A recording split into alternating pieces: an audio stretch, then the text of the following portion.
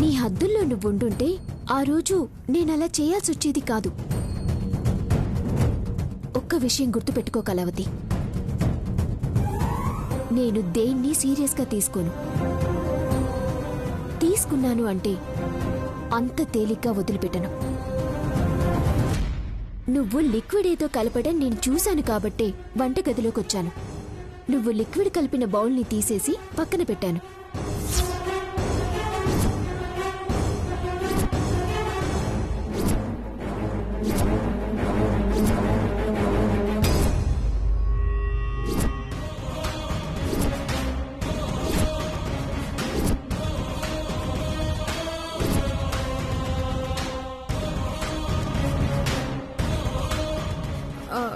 Sorry అక్క,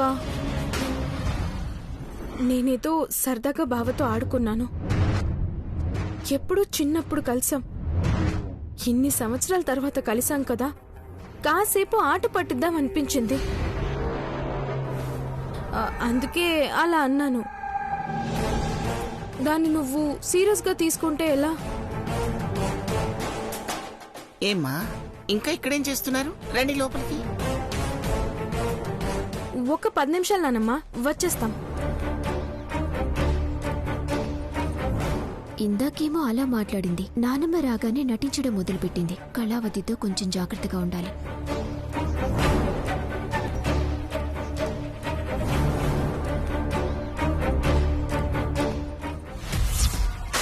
కళ్యాణి, కళావతి ఉన్న చోట ఇల్లంతా కలకల్లాడుద్ది అనేది నేను పైకి చెప్పే మాట. కళావతి కన్ను పడింది అంటే అది ఎవరైనా సరే మసైపోవాల్సిందే. నన్నంత తక్కువ అంచనా వెయ్యకు.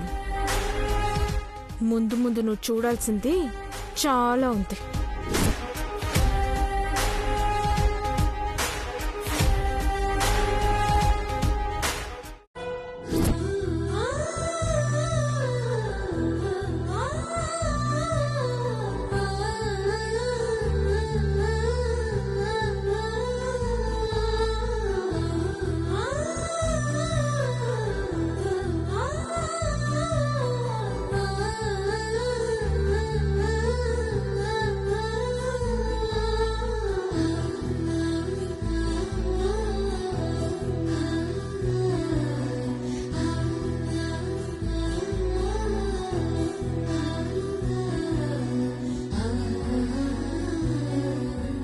నీకెంత అందాన్నిచ్చాడో ఆ దేవుడు అంతే మంచి మనసు ఇచ్చాడు. ముద్దొస్తున్నావు కళ్యాణి, నీకు నా దిష్టే తగిలేలా ఉంది.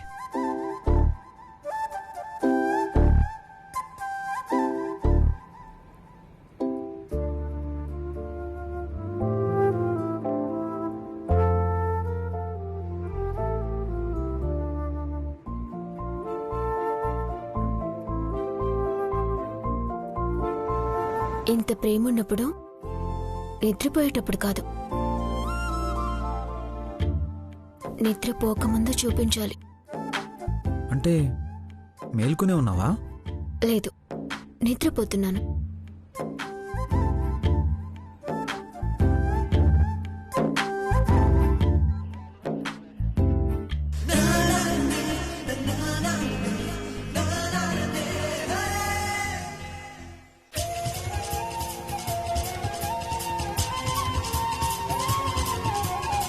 ఓ, నిద్రపోతూ మాట్లాడుతున్నావా?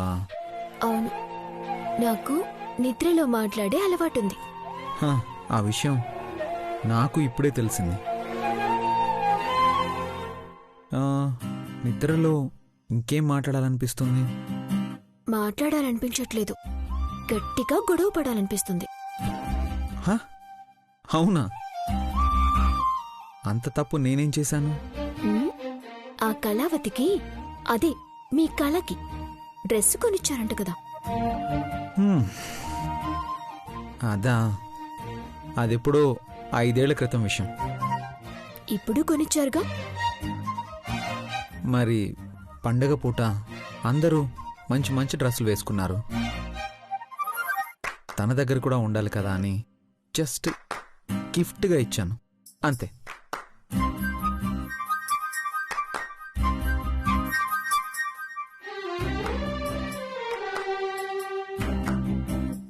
అయితే మేడం గారు అలిగారన్నమాట. నాకు దక్కాల్సిన ప్రేమ వేరెవరికో దక్కిందని తెలిస్తే అలగకుండా ఎలా ఉంటారేంటి? హ్మ్. నీ అలకి ఎలా తీర్చాలో నాకు తెలుసు కదా.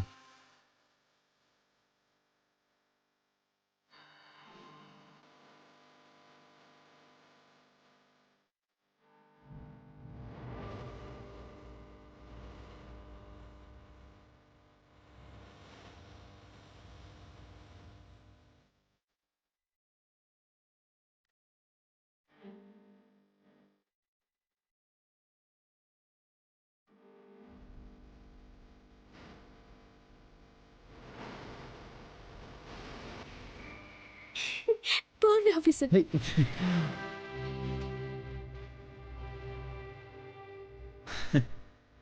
చిన్నప్పుడు కళావతి బుగ్గ మీద కూడా ముద్దు పెట్టారంట కదా?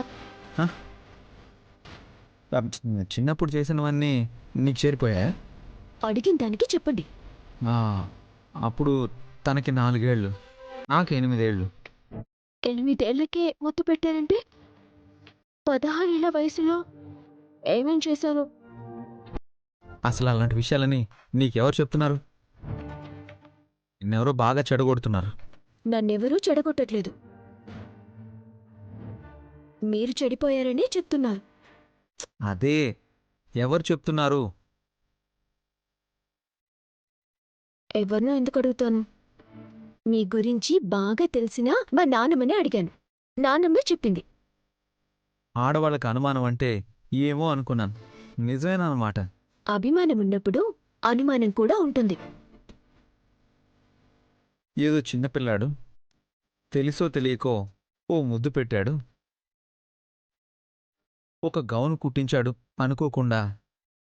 ఏంటి టైంలో కళ్యాణి? అయ్యో చిన్నపిల్లాడు అని అప్పటి గురించి అనుకోవచ్చు.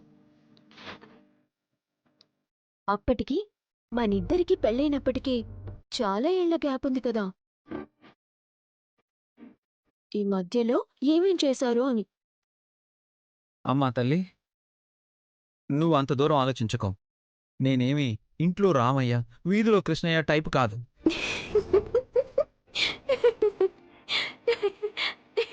అమ్మాయ్య నవ్వే, అదే చాలు.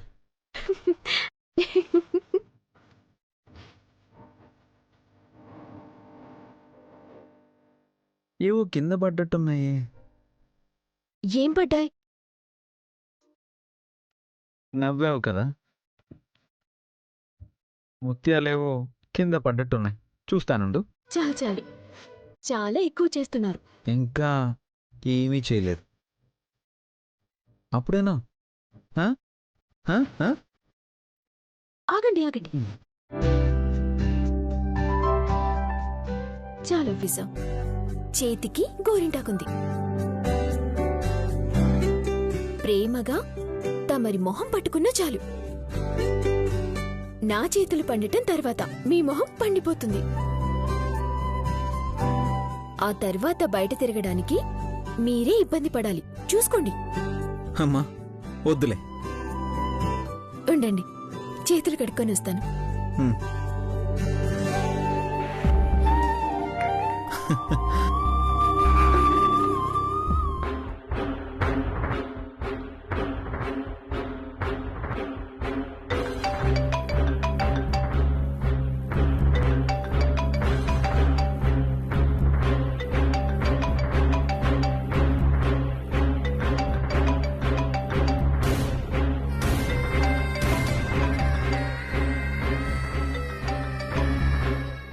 హలో హలో నేను హలో హలో నేను ఇక్కడ సిగ్నల్ సరిగ్గా లేవు, బయటకు వస్తున్నాను, ఉండండి.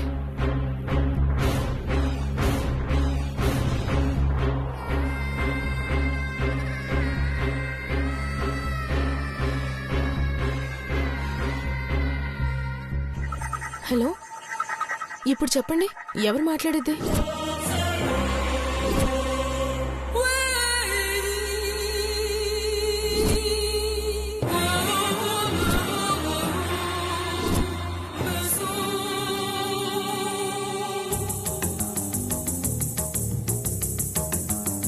నేను సంపదని.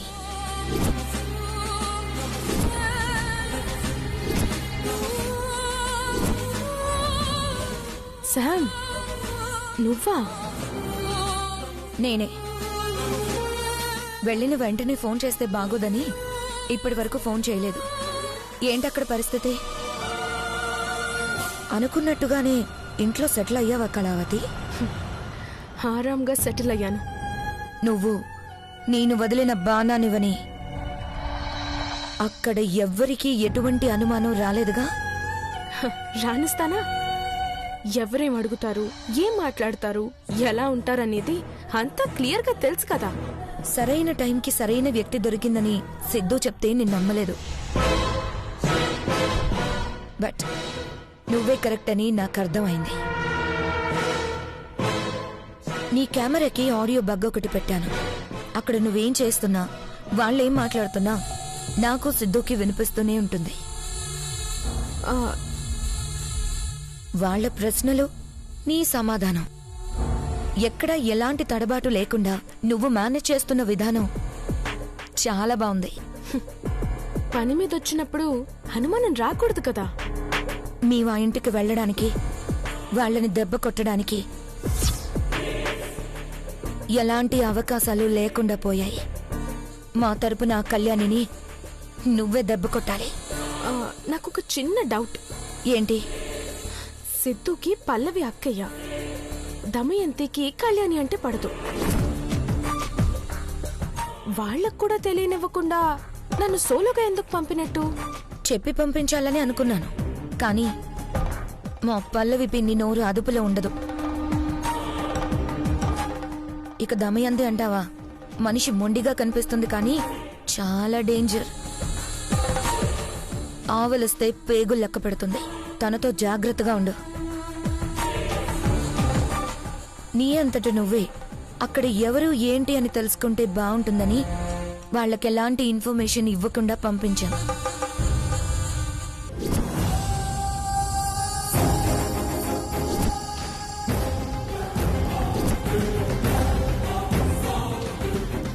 నువ్వు జాగ్రత్తగా ఉండాలి కళావతి. ఇంట్లో అందరితో ప్రమాదమే. ముఖ్యంగా శౌర్య పోలీస్ ఆఫీసర్.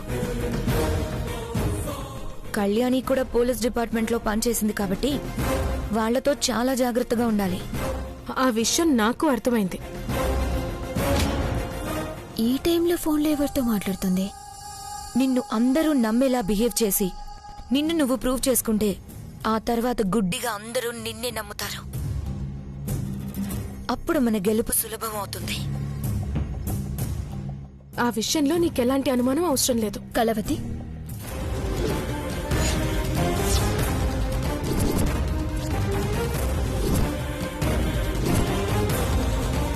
ఎవరితో మాట్లాడుతున్నావు?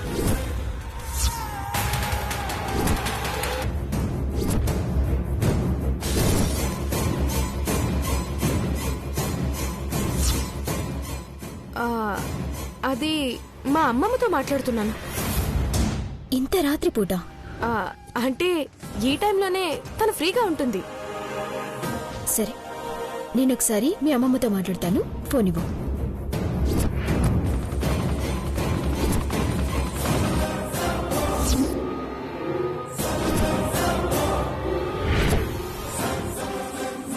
అయ్యో, మాట్లాడతానని చెప్తున్నాను కదా, ఫోన్ ఇవ్వు.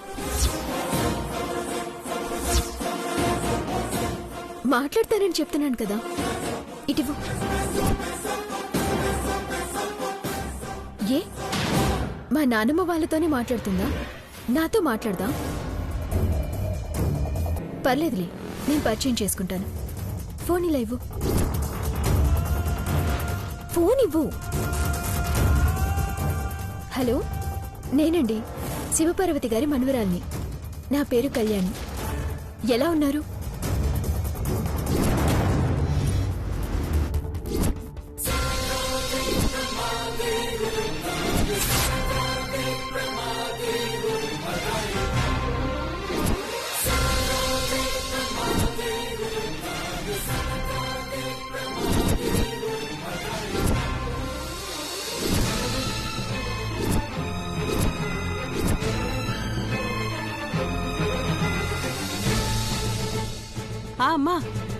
చెప్పమ్మా.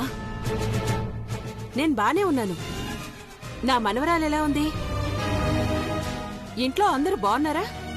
అందరూ బాగున్నారు. కళావతి కూడా ఇక్కడ అందరితో బాగా కలిసిపోయింది. కాకపోతే కొంచెం తెలియని విషయాలున్నాయి. అవి నేను నేర్పిస్తానులేండి. మీకు ఆ విషయంలో ఇబ్బందేం లేదు. మీరందరూ అక్కడున్నారన్న నమ్మకంతోనే నా మనవరాల్ని అక్కడికి పంపించానమ్మా. కొంచెం జాగ్రత్తగా చూసుకోండి. అంతకంటే నేను మీకు చెప్పగలిగేది ఏముంటుంది? పైగా మీ నానమ్మ నా స్నేహితురాలు. తెలుసండి. సరేనమ్మా, నేను మళ్ళీ ఫోన్ చేస్తానని చెప్పు నా మనవరాలికి. తననైతే బాగా చూసుకోండమ్మా. ఉంటాను. అలాగే. మీ అమ్మమ్మతో మాట్లాడాను కాబట్టి నీ గురించి దిగులు పడకుండా ఉంటారు. ఇదిగో, నువ్వు వెళ్ళి పడుకో. నేను భ్రమరాంబ మనవరాలను అనుకుంటున్నారు. కాదు, సిద్ధు సంపదలు పంపిస్తే వచ్చానని తెలిస్తే ఆ రోజు ఏమైపోతారో.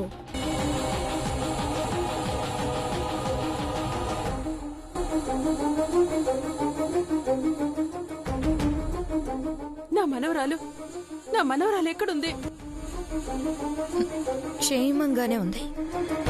నా మాట నువ్వు విన్నంత వరకు అది క్షేమంగానే ఉంటుంది.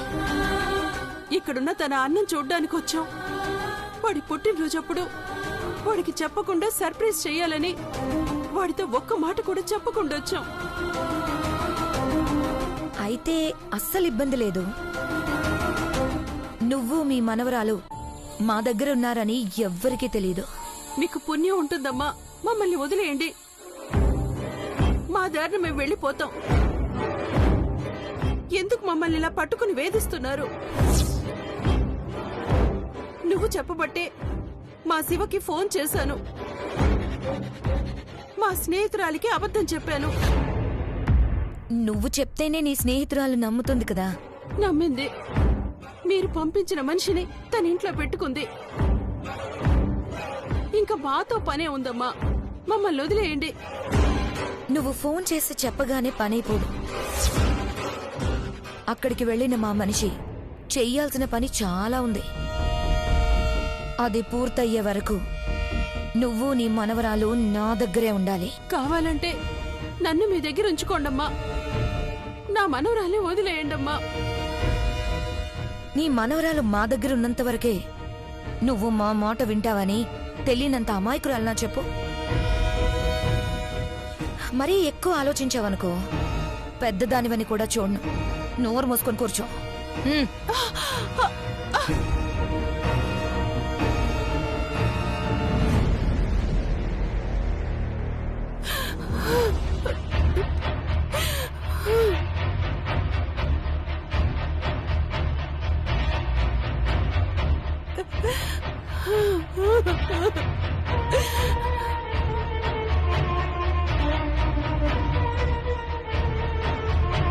సిద్ధు చాలా మంచి పని చేశాడు.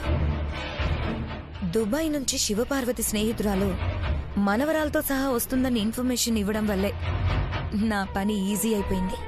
సిద్ధు చెప్పినట్టే ఈ భ్రమరాంబని పట్టుకున్నాను. ఆ మనవరాల్ని మా చేతిలో పెట్టుకున్నా. భ్రమరాంబ మనవరాలిగా ఆ ఇంట్లోకి మా మనిషిని పంపించా. ఇదంతా సిద్ధు ఐడియా వల్లే.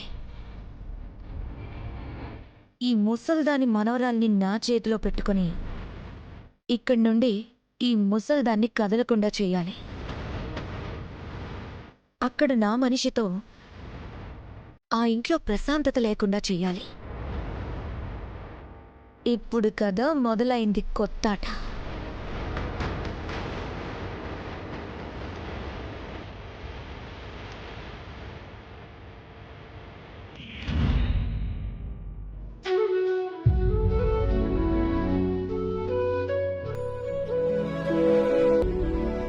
కళ్ళు తెరిస్తేనే అల్లరి పిల్లాడు.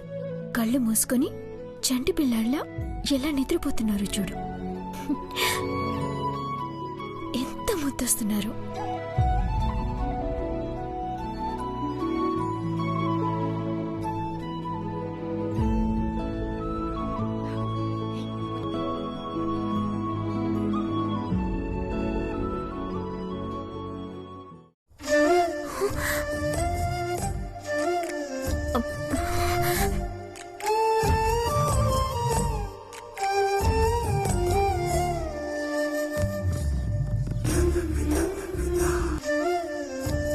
నేను నిద్రపోలేదు.